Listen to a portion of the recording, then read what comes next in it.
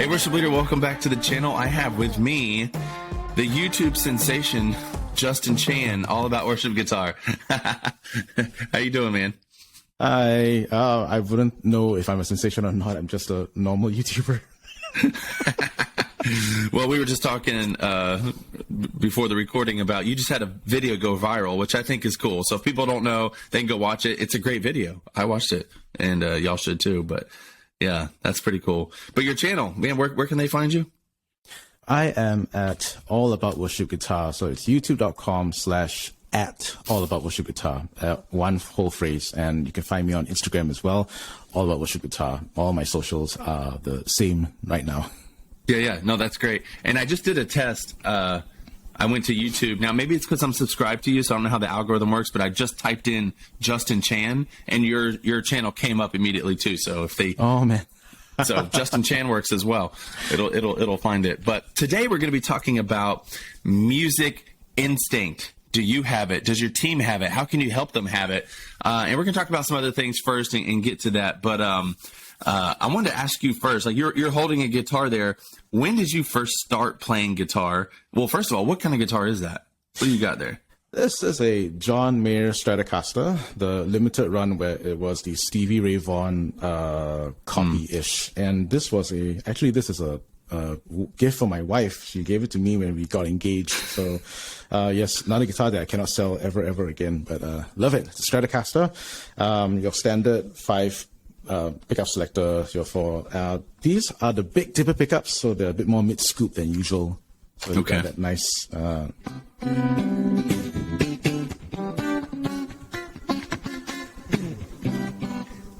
that kind of sound. Oh, yeah, that sounds good. And I will say, man, your wife gets you the best gifts.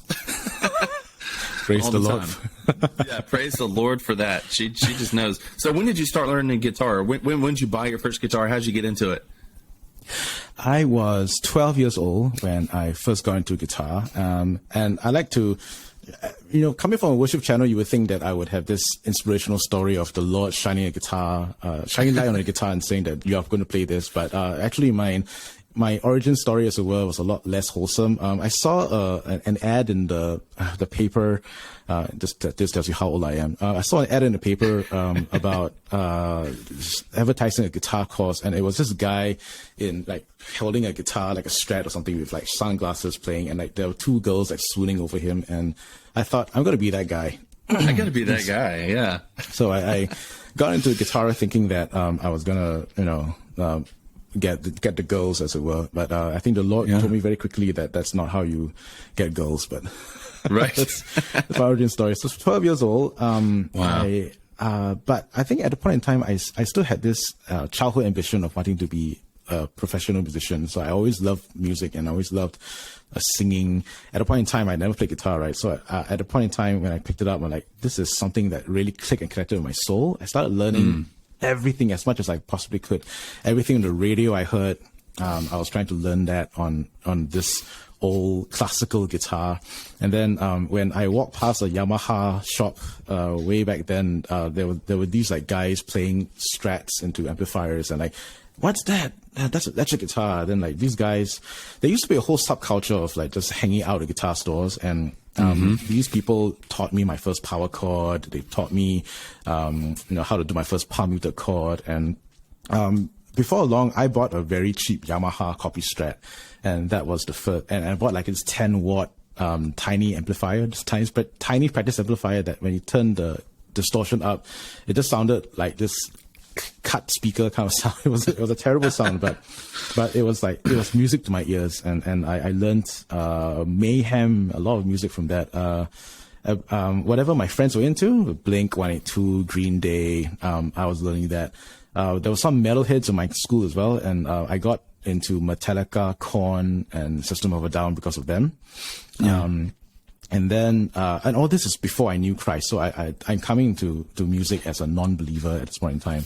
Then when I got into church and I got saved as a first generation Christian, all of a sudden I got introduced to the wonderful world of 90s Hillsong, where the guitar had these amazing riffs and these very identifiable hooks on the guitar, and that began my journey to learning worship music on the guitar as well. So I think I come into playing guitar from two different sides of the coin, from like the outside non-worship perspective, as well as learning very quickly, the classic Hillsong riffs from the 90s and early 2000s.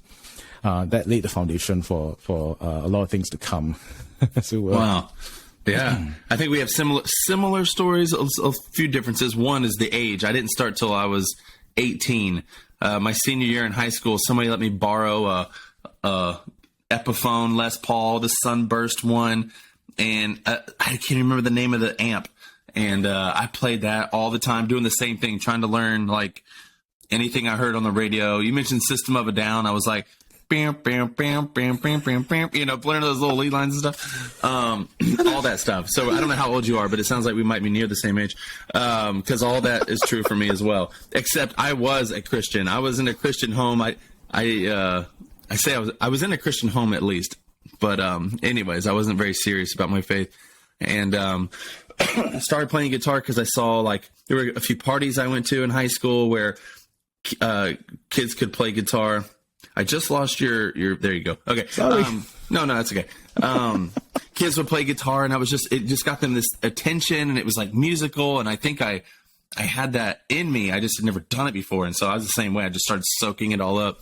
Never had lessons, but I was like, man, if I could just learn all the chords, man, I could be set free to play anything I wanted. So I just started learning chords, and so that's how it started with me. And I'm so glad I did. So the point of that is, hey, don't wait, because I almost didn't, because I was like, these kids some of them were younger than me, and they were really good already, and I was like, I'm about to graduate high school. It's too late to learn guitar. You're supposed to learn that stuff when you're younger.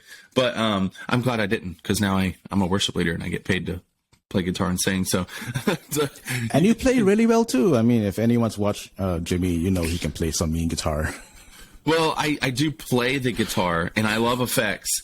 But I was going to ask you that question later, down at the bottom of my little cue chart here. But like, I need to get better, because I've been on YouTube for 3 years now, and I do a lot of testing of sounds, patches, and hearing different amps and effects.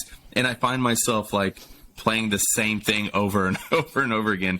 So I need to get a little more creative in my guitar playing, because it just is what it is. A lot of time I'm singing while I'm playing, so I'm just playing chords, and so I'm not good at the noodling and doing all the stuff. I'm trying to get better, but it is what it is. So if you want to hear good guitar playing, just go ahead and head over to All About Worship Guitar, because there's some of that in every video, and it sounds amazing. All right, so thanks, man. I was going to ask you, and you kind of already hit on it, what are some of your musical inspirations? So first of all, like in the Christian genre, so we have a lot of worship guitar stuff that we have to play because we're going to do this song, but like, what are you actually drawn to? What do you love? What tones do you love?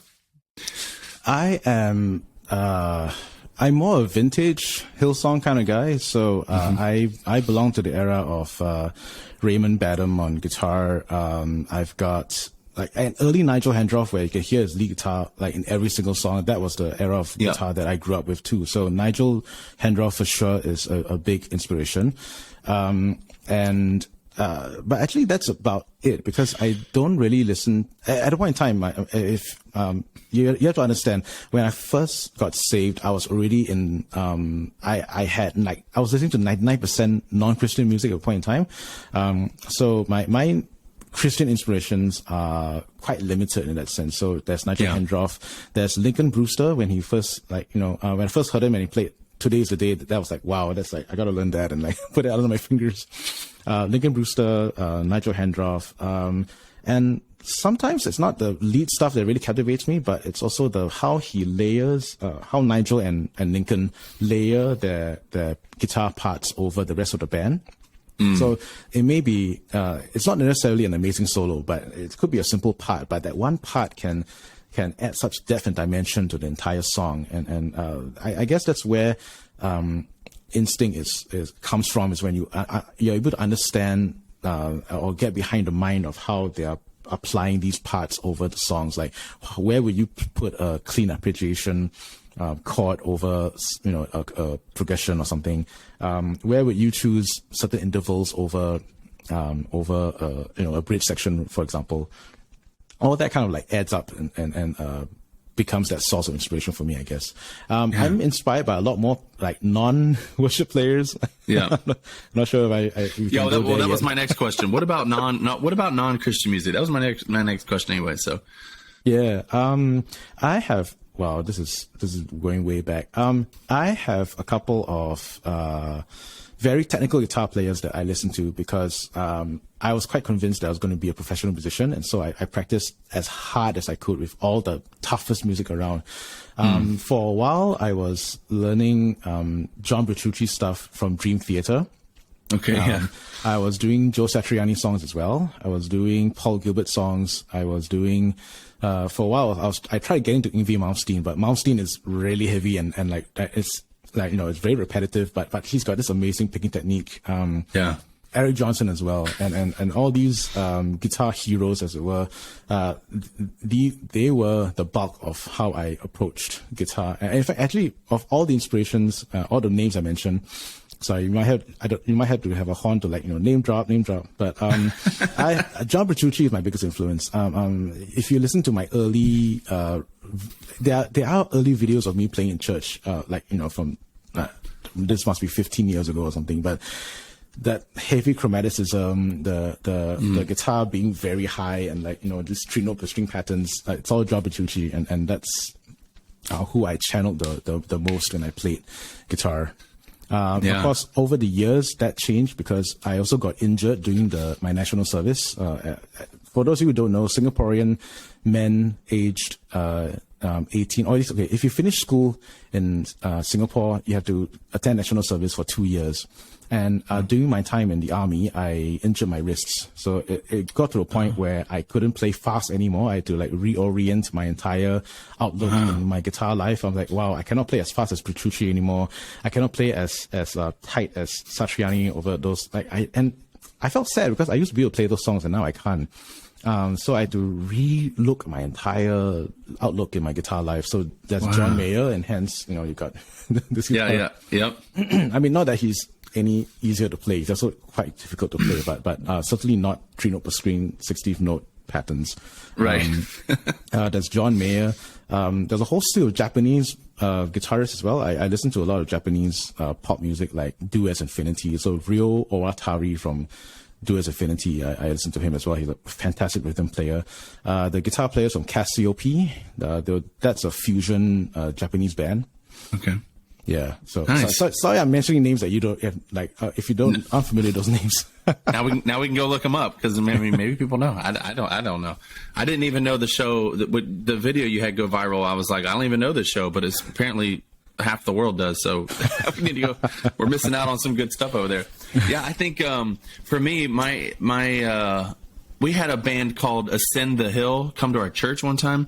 And I believe they've left the faith, or at least the lead singer has now. No. So it's kind of sad. But they were so authentic when they were there. It was just fantastic. But we were just in a room. It was not a quiet stage. They didn't mic the amps. It was just like this youth center room. And they had I remember him having a top hat amp.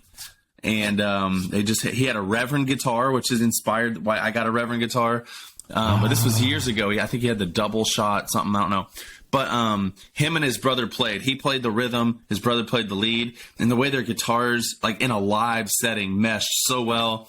And the rhythm was really clean, just really, really clean notes, but had really cool effects. It was the first time I heard reverb and delay in a live, just being immersed in this sound, and it was amazing. So that's probably my biggest Christian influence. And then non-Christian, I remember back to when I was first learning, when I heard Van Halen's Eruption, I was like, that's a guitar? How does that make sense? That doesn't even sound like a guitar. And so I was definitely, for a year, probably just sitting in my room with that amp and that guitar just going, just trying to learn that. I bet my parents were just very frustrated. And then, I'm going to get a lot of hate for this, but John Mayer, I used to listen to him a lot back when I was playing acoustic. So before I had I had to give back that electric, and then I didn't buy electric for a while. I just bought an acoustic guitar.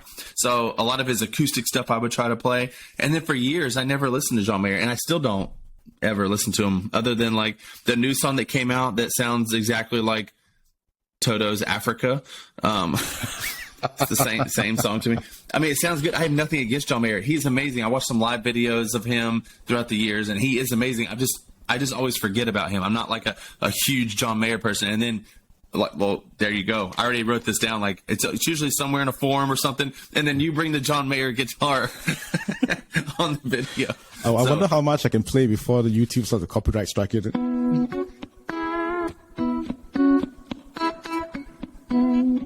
Sorry. There it is. No, that's great. Let's get it struck. It doesn't matter.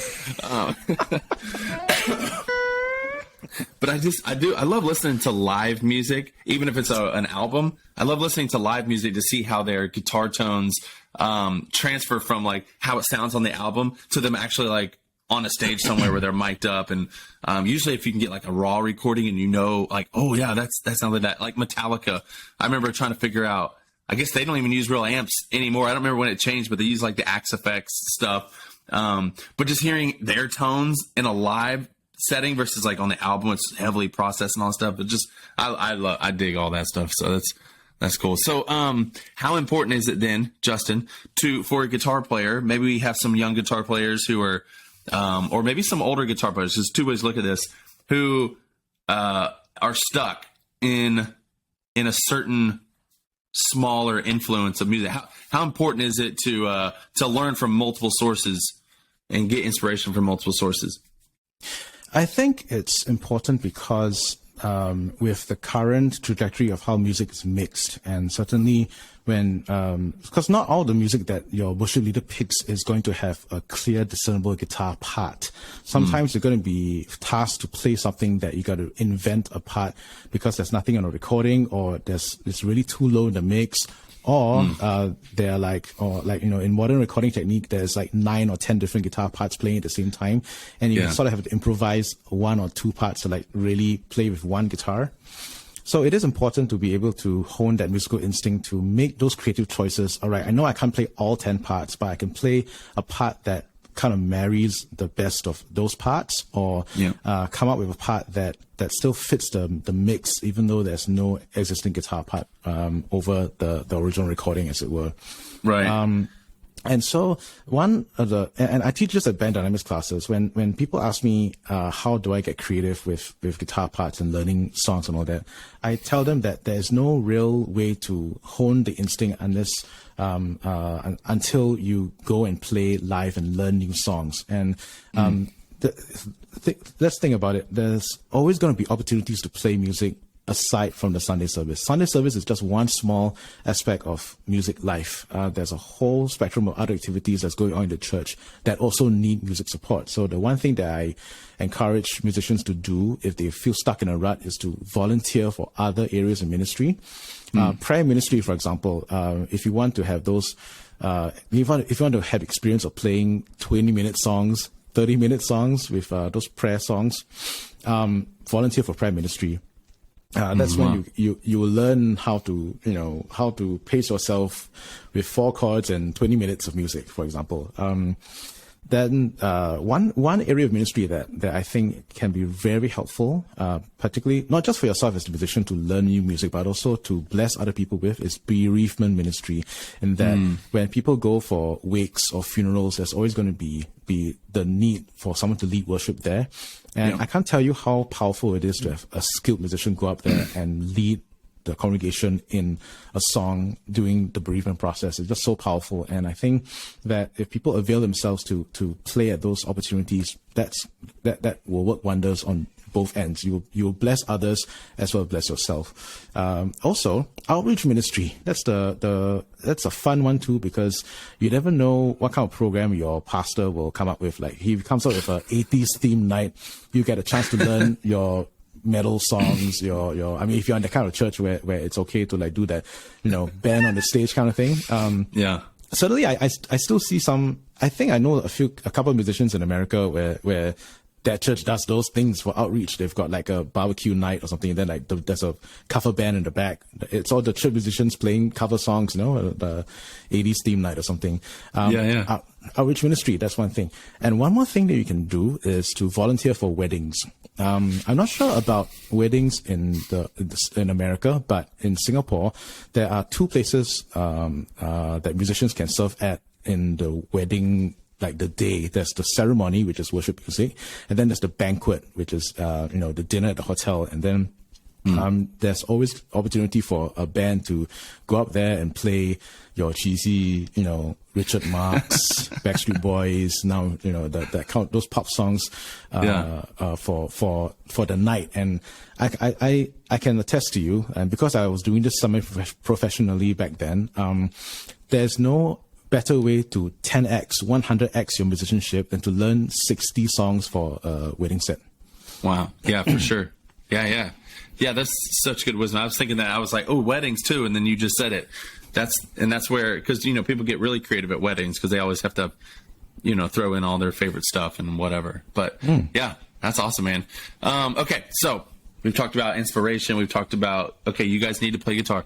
A lot of us are we lead bands. We lead bands who are volunteer. I do. And so not everyone's on the same, skill level. How do you transition someone? We're talking about music instinct. So you said somewhere like listening is like 90% of, like, you teach that. Go into that a little bit. Like, how do you get your people to start listening to music rather than just reading chords off a chart or something? That's a very good question. I think the first step, and I'm just trying to remember how I was taught music instinct, or at least how it was caught back then. One of the, I'm sure this is a pet peeve of some people too. When you look at a chord chart from CCLI, sometimes the chords are just completely wrong, or at least like wow, these are weird chords. And so I would rewrite a chart myself from scratch. So I might copy the lyrics from CCLI, but I'll listen to it and write the chords myself. So this chord writing exercise is, I think, is fundamental to at least the start of the musical journey to honing that instinct. Because when you are able to identify chords, you may not be able to identify, you may not have perfect pitch, but you'll be able to hear the intervals between the chords. And that is a very good first step, because when you hear intervals, you're able to understand the relationships between the chords and the emotion that comes with those chord changes. So you may not be able to say it's D, G, D, G, but you might know that the 1-4-1-4, that space between the 1-4-1-4 has a certain sound to it. Same with 4-5-6, and of course I refer to the Nashville numbering system of chords, but all those chord progressions have a certain emotion tied to them. So I would recommend people to start with a blank piece of paper with the lyrics on it, listen to your favorite song, and try to figure out the chords yourself. Don't get help from CCLI, or you might have help from CCLI. We have it as a reference, but try to do it yourself. Try to hear the chords and figure out, okay, on my guitar, okay, take a guitar with you, then it's in this key, it's got have that, some people have the cheat sheet of the chords in front of them, the diatonic chords in a certain key, and then all 7 chords are there. Okay, it must be one of these chords. Then you mix and match and try and connect the dots between the chords. That's a very laborious process at first, but the more you do it, of course, it's very tedious at first, but the more you do it, the more you're able to do it in your head. And that's the end goal. The end goal is to be able to hear those chords and hear, oh yeah, that's a 4-5-6. I don't know what key it is in, but I know that's a 4-5-6 progression. And then from there, you can extend that to lead lines as to, okay, I know that's like that is the pentatonic position in, that's pentatonic position number 4, or that's cage. That's the E shape of the cage system. I mean, you learn those. You first have to learn those technical things first, though. So yes, at the same time as learning your technical stuff, you have to apply it in a way that helps you connect the dots in the music that we hear. Yeah, that's awesome. The in case people are wondering, or just you mentioned the number system. Some people they may hear that all the time, but they don't actually know what it is. All it is they assign numbers to the chords in a key. So let's just say we're in the key of A. We'll start with A. Watch me get it all wrong. He's playing an A. So if you're in that key, the key of A, that's the one chord. That's the tonic. That's the root. And you can hum that note over any of the chords, right? So then if he went to the 4 chord, that would be... I should play normal. I should play a normal chord instead of play normal, yeah. Yeah. So he just went to the 4th chord, so it'd be A, B, yep. So you can count right up. You can go 1, 2, 3, 4, 5, 6, and you're just numbering the chords as they appear. Yeah, back to the tonic. And when you get back to the tonic, that's right. So when he said number system, that's what we're referring to, and you've probably heard that before. But I would definitely practice that because it's actually not that hard. You're like, oh, I'm just assigning numbers to the key. So if you learn a song, so I was going to say, here's some homework for people, because you said everything that I was going to say. The first song that I did this with, or one of the first songs I learned on guitar ever, was Glycerine by Bush, which is a rock band, but it's basically a worship song without worship lyrics. So, but it's just 4 chords, and it starts on the 1. I don't even remember what key it's in. I put it in E because it was easy, but starts on the 1. And then I was gonna say, y'all go figure it out. Like, it's only 4 chords. It plays the same thing over and over again. And you can just listen to that. Now, like he said, we're not talking about perfect pitch where you can ding something and be like, ooh, F sharp. I can't do that. Because I think some people feel like when I ask them to listen to music and try to learn this way, they're like, oh, I could never do that. Like, I'm not built that way. Well, you can be. It's not like a gift you have. It's a skill to develop. So that's what I want to make sure people understand. Like, you can hear this stuff, and it just takes practice. And I feel like it's a big part of feeling. I mean, that's what we're talking about, feeling the music rather than just copying the notes off the chart. Like, boom, I'll play it. Boom, I'll play it. You know, there's no feeling there. And what happens is if a chord chart is wrong, or like, you know, maybe sometimes the chord is over the wrong word. Sometimes, like, you'll have a progression. I'll get people sometimes just playing it where it's at. And I'm like, well, can't you feel that obviously that's wrong? Like, do you have no feeling of the music at all? Like, yes, I could have spaced that chord over and I'll do a better job. But, man, even if the chords weren't there, can't you feel the music? Like, feel the music. That's big for me, man. Just feel it. Is the font Arial on those charts? Arial is a big problem, which is why, pro tip, if you're writing your own chord charts, I would use Korea New. That is the typeset where all the characters are evenly spaced apart. So when you put, D over a particular letter in the word, it's going to stay there. It's not going to move left or right. Yeah. That's a good little tip, because I think I use the Helvetica or whatever just so I can shrink it as small as I can, but then I have those problems. So that's a good tip. I don't think I knew that. That's awesome. So yeah, practice the number system, and then practice listening, like you said, with a sheet of paper. But I do it all the time still, like in the car. I'll hear a new song and I'm like, okay, let me just go ahead and figure. I don't know what key this is in, but I can figure out how I'm going to play the song. And then you give me a bass or a guitar, and I can play the song because I've already listened to it. And to some people that probably sounds outrageously difficult, but it's actually not. So just practice, and you got it. Take a guitar course. One more thing that you can try, and this is because we watch TV and music in movies all the time, right? Some of your favorite movie themes or your TV themes, the music. There is great music behind those. Learn those as well. Get those under your fingers. Someone, I can't remember who, said that the best way to practice guitar is to have the guitar with you as you're watching TV. So as you're hearing something, you're like, oh yeah, I gotta figure out how to play it on the guitar. Yeah. You may not be able to do it in movie theater, but after the movie, check it out on YouTube and like, oh yeah, that was a pretty cool F sharp Phrygian thing. Like the Wonder Woman theme is in 7/8.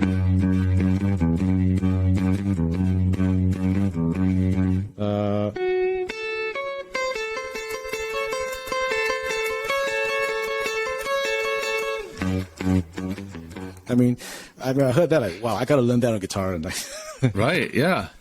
That's awesome. Yeah, and other things I'll do, like especially around the house, if I have my guitar just sitting there, when something comes on, I'll just like try to figure out how fast I can figure out what key it's in, just to, and then I go and try to find the progression and stuff. So yeah, learning and listening intently is the way to get better. Like if you start doing this and finding music everywhere you're at, and just like listening to it in a way that's enjoying it, but also dissecting it or trying to figure out, it sets your mind to a learning. You start learning, and then you start seeing how things go together, and then you just want to pick up your instrument. You want to figure it out, and you don't want a chord chart. And if it's wrong, it doesn't matter. Yeah. Pro tip too. Your phones, especially the ones with the new iOS, have song recognition on them. Is that right? Like Shazam, like has a snippet of it here. Yeah. Have that with you. Have the command on Command Center ready to go, because you never know when you hear something on like a shopping mall or something, like then you just want to get the phone and like just recognize that song so that you can go back home and find something new to listen to. I've had some band recommendations happen to me from changing rooms in shopping malls. That's I'm hearing a song and like, oh man, that's pretty cool. Then I'll take out the phone and like this is before Shazam or whatever, right? So I'll just like have the voice memo and like record it. My wife's wondering, why is it taking so long to change? I'm like, sorry. I was listening to a song in the changing room. Changing room. Man, hey, that's actually a really good iPhone tip there, to set it to your what was it, Command Center? Yeah, Command Center. I'm not sure about Android. I'm sorry, I don't use Android. Because I'm always doing the same thing, but I'm like, hey Siri, beep, listen to this. Oh, she's actually doing it. Oh my goodness. Go away, Siri. Technology. I'm sorry. Stop it. Anyways, there's nothing playing. Anyways, she always takes like 10 seconds. Sometimes the song is over by then or something when I'm trying to figure it out. Anyways, that's good. Okay, so one more question I think I had. Let me get this back up. Okay, best tip. One more question. Best tip. It can be a simple answer to get your guitar playing to the next level, no matter what stage you're at. So I'm asking as a friend, I'm stuck, Justin. What do I need to do next to get my guitar playing to the next level? Wow. What's your budget? My budget. Somewhere between 0 and Okay. So let's go with budget 0. I have we are blessed in this era of the internet, and you can find so many resources out there. Reverb.com, the same, it's based off the online retailer Reverb. Reverb.com, the YouTube channel has a whole series of videos, free resources, and there's a whole series called I tried like whoever's warm up for 7 days, and this is what I learned. So they get various artists to come down and to share their rehearsal tips, their practice tips, and especially their warm up techniques. And the one that really stuck to me, and the one that I do every day for 5 minutes, is Mateus Asato's warm up routine. It's quite technical, but once you get that under your fingers, what he's really training you is to have fretboard familiarity and fretboard fluidity. So familiarity as to when you hear notes on the fretboard, what's the note after? So you start a pattern. His exercises help you to hear and connect with your fingers. What's the next note in that? In the next pentatonic pattern, for example. He also has a very good note recognition exercise. So you start. He'll do this thing where he plays all the F sharps on the fretboard, and that same pattern is repeated with the different semitones up. So G, then plays all the G's, G sharp, play all the G sharps, A, play all the A's. So that way, by the time you finish from first fret all the way to the and first fret on the E string to like the 12th fret on the A string, you have covered so much ground to recognize where those roots are. So once you recognize where the root is, the rest of the fretboard map, as it were, comes alive. And I think that one video on Mateus Assato has been very helpful in helping me get to that next level, and especially in terms of building discipline to practice. It's very hard to factor in. I know it's very hard to factor in like an hour's practice when we all have kids and responsibilities and have a job elsewhere. But if you can afford 5 minutes a day to practice like one scale pattern or one technical exercise, I think that goes a long way to maintaining and building that skill just a little bit. Yeah, that's awesome, man. Thank you for that. I didn't even know that either. Hey, I'm actually on reverb.com right now. How do you get to work? Because all I see is the gear stuff. Oh, no, the YouTube channel, the reverb.com YouTube channel. YouTube, you said that. Okay, I was like, I couldn't find it. Okay, I'll go look that up later. That's awesome, and that's a good place to end, and I didn't even know that, so I have some homework to go do. I'm going to go practice Glycerine as well.